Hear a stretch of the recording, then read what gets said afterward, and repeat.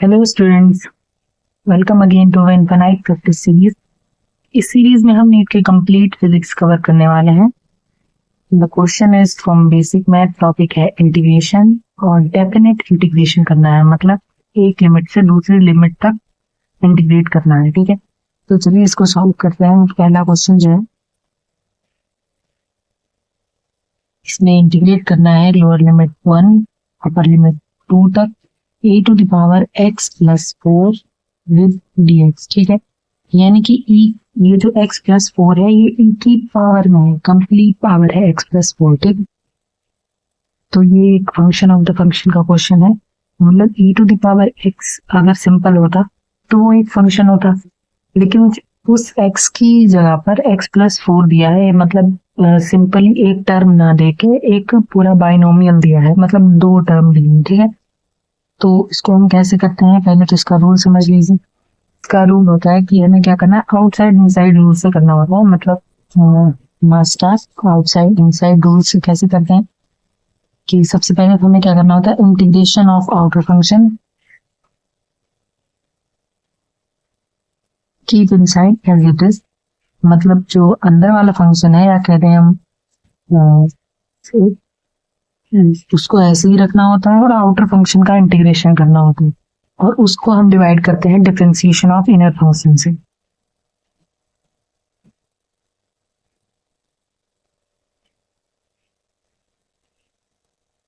ठीक है, मतलब हमें सबसे पहले क्या करना है, जो इसमें आउटर और इनर फंक्शन पहचानना आना चाहिए, पहली बात तो ये। तो फिर उसके बाद हमें क्या करना है कि आउटर फंक्शन जो दिया है उसका इंटीग्रेशन करना है, और उसके साथ में इनसाइड को एज इट इज उतार लेना है जो भी दिया हुआ है, और फिर उसको डिवाइड करना है इनर फंक्शन के डिफरेंशिएशन से। जैसे एग्जाम्पल के लिए यहाँ पर हम देख लेते हैं कि अगर ये simply e to the power x होता तो वो एक फंक्शन होता। अब यहाँ e to the power x की जगह पर x प्लस 4 है, तो x is replaced by x plus 4, right. तो x प्लस 4 जो है वो हमारा सेकेंडरी फंक्शन हो गया, या कह दे कि इनसाइड फंक्शन हो गया। ठीक है, तो e to the power x जो है वो आउटर फंक्शन है, और x प्लस 4 जो है इनर फंक्शन है। जैसे एग्जाम्पल के लिए, जैसे हम यहाँ पर इसको कंप्लीट ब्रैकेट को x अगर कंसिडर करते हैं just as a variable, not this x, है ना। हम किसी भी, मान लीजिए कोई भी कांस्टेंट वेरिएबल है, जैसे एग्जांपल के लिए k कंसिडर कर लिया अगर, तो अगर इसे हम k मान रहे हैं तो e to the power k एक आउटर फंक्शन हो गया, एंड k की जो वैल्यू है x प्लस 4 वो एक इनर फंक्शन हो गया। ठीक है, गॉट इट। तो हमने यहाँ पे करना क्या है, इंटीग्रेशन ऑफ आउटर फंक्शन। सबसे पहले तो आउटर फंक्शन का इंटीग्रेशन करना है। आउटर फंक्शन क्या है, e to the power something, यानी e to the power k, या जो हम नॉर्मली यूज करते हैं e to the power x, उसका इंटीग्रेशन करना है। तो e to the power x का integration simply e to the power x ही आता है, यानी कि जो भी है इनसाइड एज इट इज उसको उतारना है। अगर यहाँ पे e to the power x होता तो integration e to the power x आता, अगर e to the power k होता तो integration e to the power k आता। ऐसे ही e to the power x plus 4 है तो e to the power x plus 4 complete power वैसी की वैसी ही रहेगी। ठीक है, अब इसमें keep inside as it is हमने उतार लिया। अब डिवाइड करना है हमको डिफरेंशिएशन ऑफ इनर फंक्शन से। ठीक है, तो डिफरेंस इनर फंक्शन क्या है हमारा, x प्लस 4, इसको डिफरेंशिएट करेंगे और इससे डिवाइड करेंगे। तो x प्लस 4 का डिफरेंशिएशन क्या आ जाएगा, x का डिफरेंशिएशन dx के साथ 1 होता है, और 4 जो है वो कांस्टेंट है तो उसका डिफरेंशिएशन 0 हो जाएगा। तो 1 प्लस 4 जो है इसका डिफरेंशिएशन बना गया, यानी कि जो हमारा इंटीग्रेशन बचा है वो क्या है, e to the power x plus 4, और लिमिट है 1 से लेके 2 तक। ठीक है, होप यू गॉट इट। अब हमें क्या करना है, सिंपली इसको अपर लिमिट में x की वैल्यू रखनी है, उसमें से लोअर लिमिट को माइनस करना है। ठीक है, तो e to the power upper limit रखेंगे तो 2 प्लस 4, ठीक है, minus e to the power 1 plus 4, oh sorry power में है। ठीक है, तो यहाँ पे ये क्या आ गया, e to the power 2 plus 4 यानी कि e to the power 6, and minus e to the power 4 plus 1 यानी कि e टू द पावर 5। तो इसको हम क्या लिख सकते हैं, e to the power 6 minus e to the power 5, और अगर इसमें से कॉमन लेना चाहें तो हम e to the power 5 common आ जाएगा, और यहाँ पर बचेगा एक e और माइनस में 1। तो हमारा फाइनल आंसर जो बनेगा वो e to the power 5 and multiplied by e minus 1। ठीक है, नेक्स्ट क्वेश्चन, इंटीग्रेशन करना है हमें 0 टू π/4 तक। कॉस के अंदर दिया है 2x² plus x and with dx। ठीक है, इसको कैसे करना है, अगेन इसमें भी आउटर और इनर फंक्शन पहचानना ही सबसे बड़ी बात है, उसके बाद तो फॉर्मूला लग जाता है। ठीक, तो इसमें आप पहचानें कि अगर ये सिंपली cos x होता या cos थीटा होता तो ये एक फंक्शन होता, यानी कि ये एक नॉर्मल फंक्शन होता cos x का इंटीग्रेशन sin x, और वैसे ही अगर cos थीटा होता तो इंटीग्रेशन sin थीटा। लेकिन थीटा की जगह पर यहाँ पर 2x² प्लस x, यानी कि ये एक कंप्लीट बाइनोमियल दिया हुआ है। ठीक है, तो जो हमारा cos है वो आउटर फंक्शन हो गया एंड 2x² प्लस x जो है वो इनर फंक्शन हो गया। ठीक है, सबसे पहले हमें क्या करना है, अगेन हम फॉर्मूला यूज करेंगे तो क्या होगा कि इंटीग्रेशन ऑफ आउटर फंक्शन सबसे पहले करेंगे, cos का इंटीग्रेशन, यानी cos x अगर होता तो उसका integration sin x, cos theta होता तो उसका इंटीग्रेशन sin थीटा। ऐसे ही cos के अंदर ये जो भी दिया हुआ है cos bracket integration sin bracket. ठीक है, मतलब keep inside as it is, जो भी है उसको वैसे ही रखेंगे। तो इसका इंटीग्रेशन क्या आएगा, साइन, cos का integration sine and keep inside as it is. ठीक है, अब हमें क्या करना है, इसको अब डिवाइड करना है, डिफरेंशिएशन ऑफ इनर फंक्शन है, तो 2x² प्लस x के डिफरेंशिएशन से इसको डिवाइड कर देंगे, तो 2x² का डिफरेंशिएशन हो जाएगा 4x, यानी देखिए 2x² का डिफरेंशिएशन क्या हो जाएगा, 2 कांस्टेंट है इसलिए बाहर, 2 की पावर में है इसलिए बाहर, x जो है उसमें से 2 माइनस 1 कर देंगे, तो ये हो गया 4x, 2 माइनस 1। ठीक है, तो 2x² का इंटीग्रेशन आ गया 4x एंड प्लस x जो है उसका इंटीग्रेशन 1।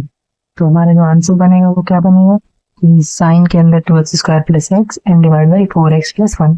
लिमिट रखनी है 0 टू π/4। ठीक है, तो इसमें ध्यान से लिमिट्स रखेंगे, तो सबसे पहले अगर हम अपर लिमिट रखेंगे तो π/4 यानी कि 45 डिग्री होगा, तो साइन 2 मल्टीप्लाई बाई x की जगह पर π/4 रखना है। ठीक है, x की जगह पर π/4 तो π/4 का स्क्वायर हो जाएगा, प्लस x की जगह पर फिर से π/4 एंड डिवाइडेड बाई 4x की जगह पर π/4 प्लस 1।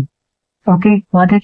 अब यहाँ पे हमें क्या करना है, माइनस लोअर लिमिट रखेंगे, यानी कि x की जगह पर 0 रखेंगे, के अंदर रखेंगे साइन के 2, x की जगह पर 0 रखेंगे तो x² और यानी कि 0 का स्क्वायर, तो ये टर्म 0 हो जाएगा, एंड x की जगह पर यहाँ पर भी 0 रखेंगे तो ये टर्म भी 0 हो जाएगा, और साइन 0 0 होता है तो ये कंप्लीट फ्रैक्शन 0 हो जाएगा। फिर मतलब एग्जांपल के लिए रख के दिखा देते हैं, जैसे ये टर्म 0 है और ये भी टर्म 0 है तो ये साइन 0 होगा obviously, and divide by 4 into x करेंगे तो ये टर्म भी 0 डिवाइड बाई 1 बचेगा, एंड साइन 0 इज ऑल्सो 0, तो ये टर्म तो 0 हो गया कंप्लीटली। तो यानी कि हमें बस इसको सॉल्व करना है। अब देखिए इसमें क्या करना है कि ये तो हो गया साइन, ये हो जाएगा 2 इंटू π² डिवाइड बाई 4 का स्क्वायर यानी कि 16 प्लस 5/4 and divided by 4 to 4 cancel pi plus 1। हमारा आंसर क्या बनेगा हमारा, इससे इसको अगर कैंसिल कर देंगे तो ये 8 हो जाएगा, यानी कि साइन के अंदर रहेगा π² by 8 plus 5/4 and divided by 5/1। अब यहाँ पे ये नहीं करना है कि यहाँ से पाई कॉमन लेके मतलब बाहर निकाल दिया फिर काट में, ये साइन के अंदर है, इसको आप कॉमन नहीं ले सकते। ये कर सकते हैं कि हाँ पाई से पाई कॉमन लेके और यहाँ पे लिख सकते हैं, मतलब साइन से बाहर नहीं आएगा। ओके, साइन के अंदर ही रहेगा, इट्स जस्ट ठीक है। तो ये हमारा बन गया सेकंड क्वेश्चन का आंसर। नाउ नेक्स्ट क्वेश्चन है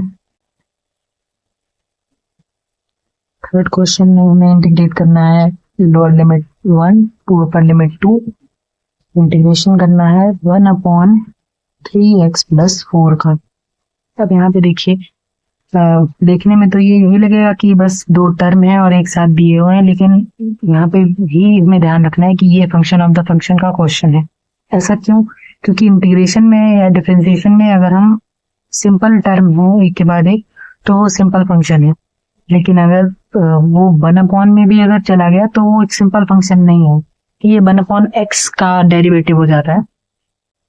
तो इसको हम 1/x का डेरिवेटिव ट्रीट करते हैं। जैसे एग्जांपल लिए अगर यहाँ पर dx डिवाइडेड बाई x, जो कि हम लास्ट वीडियो में कर चुके हैं, तो ये जो है 1/x एक सिंपल फंक्शन है, उसका इंटीग्रेशन करना होता तो log x या ln x हमने याद किया था वो हो जाता है। लेकिन यहाँ पर जो x है उसकी जगह पर 3x + 4 है। ठीक है, तो जैसे एग्जांपल के लिए कि अगर हम यहाँ पे इस कंप्लीट फ्रैक्शन को k मानते हैं, मतलब कंप्लीट जो ब्रैकेट है उसको k मानते हैं, तो 1/k का इंटीग्रेशन जो होगा वो ln k होगा, यानी कि नेचुरल लॉग ऑफ k। ठीक है, तो हमें यहाँ पे क्या ध्यान रखना है कि ये जो k है keep inside as it is करके इसी का लॉग आएगा। समझ रहे हैं आप? मतलब ये सिंपल फंक्शन नहीं है, ये एक फंक्शन ऑफ द फंक्शन है या फिर 1/x का डेरिवेटिव है। ठीक है, तो क्या करना है हमें यहाँ पे, अब हमारा आउटर फंक्शन क्या हो गया 1/x, यानी कि 1 द ब्रैकेट या 1/k आप कह सकते हैं, जो भी आप अज्यूम करना चाहें। तो 1/k या 1 कंप्लीट ब्रैकेट जो है उसका इंटीग्रेशन, यानी कि 1/k is the outer function and 3x + 4 is the inner function. ठीक है, जैसे एग्जांपल के लिए एमआरसी की लैंग्वेज में अगर हम कहें कि 1/ जो डिब्बा है ये हमारा वो आउटर फंक्शन है और डिब्बे के अंदर जो भी रखा है वो इनसाइड फंक्शन हो गया। ठीक है, तो 1/ डिब्बे का इंटीग्रेशन क्या आ जाएगा ln डिब्बे, यानी कि जो भी इसमें है वो एज इट इज रहेगा और आउटर फंक्शन जो है वो हमारा ब्रैकेट हो गया और इसी का ln या इसी का लॉग हमारा आउटर फंक्शन का इंटीग्रेशन हो जाएगा। ओके, तो चलिए इसको करते हैं। 1/x का इंटीग्रेशन ln x, वैसे ही 1/3x + 4 का integration ln 3x + 4 keep inside as it is, यानी कि इनसाइड के अंदर जो भी है उसको वैसे ही रखना है। ठीक है, ये इनसाइड के अंदर जो भी है उसको वैसे ही रखेंगे and divided by differentiation of inner function. Inner function क्या है हमारा 3x + 4, इसका डिफरेंशिएशन आएगा 3x का डिफरेंशिएशन 3 एंड 4 का डिफरेंशिएशन तो 0 ही रहेगा क्योंकि वो एक कांस्टेंट है। ओके, तो हमारा जो आंसर बनेगा वो क्या होगा यहाँ से ln 3x + 4 divided by 3। Limits रखनी है 1 to 2, अगर अपर लिमिट रखेंगे यानी कि 2 ln 3 × 2 + 4 completely divide by 3, minus करना है ln of 3 × 1 + 4 complete divide by 3। ठीक है, तो 1/3 को कॉमन अगर ले लें बाहर तो यहाँ बचेगा ln 6 + 4 10 and minus of ln 3 × 4 7। ठीक है, तो ये हमारा हो जाएगा 1/3 बाहर ही रहेगा ln।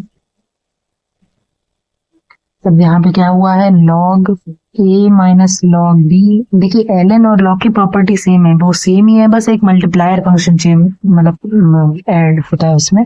तो log a - log b जो हमारा हो जाता है log a/b, वैसे ही यहाँ पे हो जाएगा ln 10/7। अगर इसको आप दो और तरीकों से लिख सकते हैं। पहली बात तो log बेस e में लिख सकते हैं 1/3 log बेस e 10/7, या और 1/3 अब log e को 2.303 से मल्टीप्लाई करके log बेस 10 में भी कन्वर्ट कर सकते हैं, यानी कि यहाँ पे लिख सकते हैं 2.303 log बेस 10/7। ठीक है, मतलब ये बेस में है, सॉरी।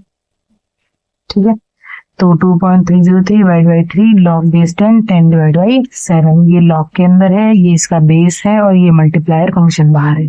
ठीक है, तो ये लिखने के तरीके हैं, मतलब ln में याद रखना है आपको, क्योंकि गलती हम यही करते हैं बस, जो कि मैंने लास्ट वीडियो में डिस्कस किया था कि अगर हम 1/x का इंटीग्रेशन log x लेके चलते हैं या वैसे याद करते हैं तो ये लास्ट की वैल्यू रखने में ही दिक्कत आती है, क्योंकि हम log की तरह से सॉल्व करते जाते हैं और फिर एंड में हम log 10 की वैल्यू रख देते हैं और 2.303 मल्टीप्लाई करना रह जाता है।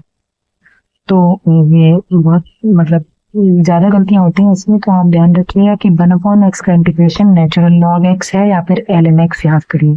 ठीक है, नेक्स्ट क्वेश्चन।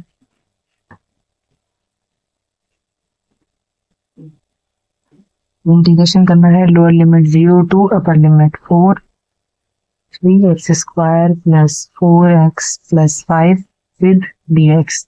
अब यहाँ पे ये पहचानिए कि ये फंक्शन ऑफ द फंक्शन है या सिंपल फंक्शन। तो देखिए यहाँ पे क्या है, ये सिंपल टर्म है, एक दूसरे से जुड़े हुए या माइनस हुए, मतलब सिंपल टर्म होना चाहिए। तो या तो एक टर्म हो मतलब उसके अंदर कुछ ना हो, या फिर 2-3 टर्म भी हैं तो उसमें कॉम्प्लेक्स फंक्शन नहीं आना चाहिए, ठीक है। तो ये एक सिंपल फंक्शन ही है, नॉर्मल हर एक फंक्शन को डीएक्स के साथ इंटीग्रेट करना है, ठीक है। तो कैसे करेंगे, सिंपल सिंपल फंक्शन को तो इंटीग्रेशन करना बहुत आसान है, कि जैसे 3x² का इंटीग्रेशन करेंगे तो कांस्टेंट 3 बाहर एंड x की पावर 2 है तो 2+1 ऊपर एंड डिवाइड बाई 2+1 यानी कि 3 नीचे, ठीक है। कैसे करना है, जैसे x टू दी पावर अगर n का इंटीग्रेशन करना है तो आंसर में आएगा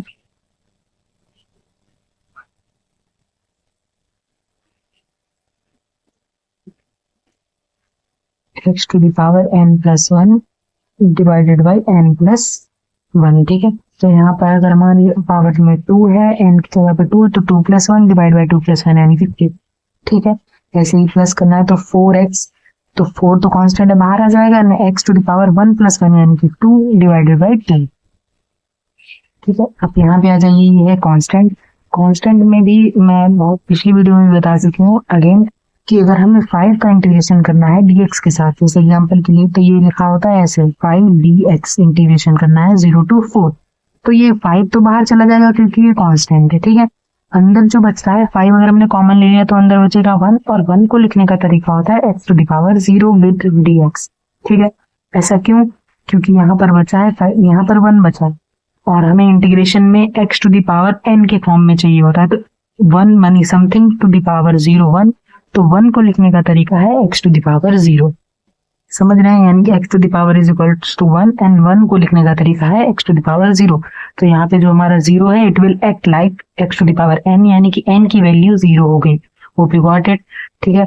तो हमें क्या करना है, यहाँ पे इसको आगे सॉल्व करिए तो ये हो जाएगा x to the power 3 plus ये हो जाएगा 2x² प्लस ये 5। अब देखिए x to the power n+1 यानी कि 0+1 यानी कि x टू दी पावर 0+1 यानी कि 1 एंड डिवाइडेड बाई 1, तो ये आ गया हमारा। यानी कि कांस्टेंट के साथ अगर हम इसको डायरेक्टली भी मतलब याद कर सकते हैं क्या, कि कांस्टेंट के साथ अगर हम सिंपल कोई टर्म है जिसमें सिर्फ कांस्टेंट है तो उसमें एक x ऐड होगा, ठीक है। यानी कि 5 dx का इंटीग्रेशन जो है वो 5x आएगा, यानी कि कांस्टेंट के साथ में c मल्टीप्लाइड, सॉरी कांस्टेंट के साथ में x मल्टीप्लाइड होगा, ठीक। अभी हमें लिमिट्स कहाँ से रखनी है, 0 to 4, ठीक है। यानी कि पहले अपर लिमिट रखेंगे,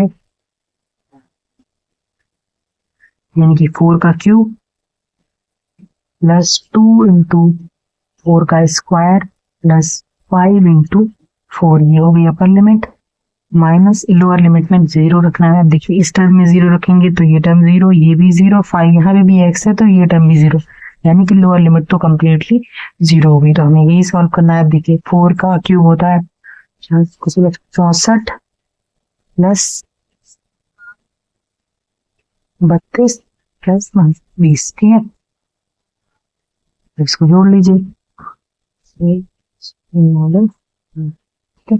तो फाइनल आंसर जो बनेगा वो 116, ठीक है।